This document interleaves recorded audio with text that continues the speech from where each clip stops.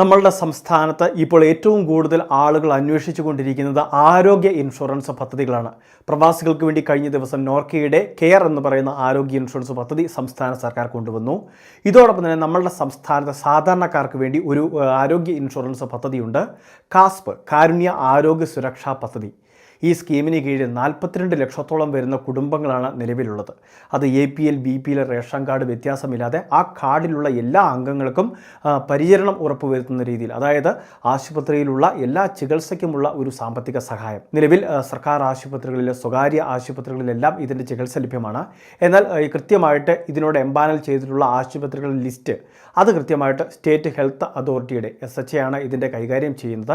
അപ്പോൾ അവരുടെ വെബ്സൈറ്റ് സന്ദർശിച്ചാൽ നമുക്ക് അറിയാൻ സാധിക്കും. അല്ലെങ്കിൽ അവരുടെ കോൺടാക്ട് നമ്പർ ഉണ്ടാകും. അവിടെ ഇപ്പോഴും ട്രീറ്റ്മെൻറ്റ് ലഭിക്കുന്നുണ്ടെങ്കിൽ ആ രീതിയിൽ ട്രീറ്റ്മെൻറ്റ് എടുക്കാം. അല്ലെങ്കിൽ നമ്മളുടെ സംസ്ഥാനത്തെ താലൂക്ക് ആശുപത്രികൾ, അതല്ല എങ്കിൽ ജില്ലാ ആശുപത്രികൾ, മെഡിക്കൽ കോളേജുകൾ, ഇവിടെ എല്ലാം തന്നെ ഈ ഇൻഷുറൻസ് അക്സെപ്റ്റഡ് ആണ്. അപ്പോൾ അവിടെയെല്ലാം ഈ ചികിത്സ നമുക്ക് തേടുന്നതിന് വേണ്ടി സാധിക്കുന്നതായിരിക്കും.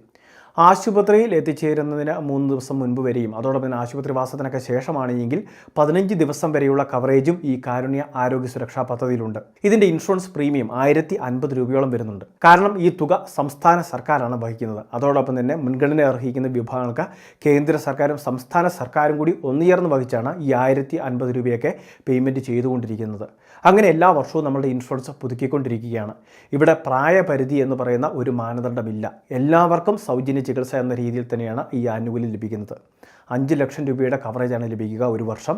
അതായത് ഒരു വ്യക്തിക്കോ അല്ലെങ്കിൽ ആ വീട്ടിലെ മറ്റാർക്കെങ്കിലും, ഒന്നിലധികം വ്യക്തികൾക്കോ എല്ലാം ഈ 5 ലക്ഷം രൂപയുടെ കവറേജിൽ ഉൾപ്പെട്ടാണ് ചികിത്സ നൽകുന്നത്.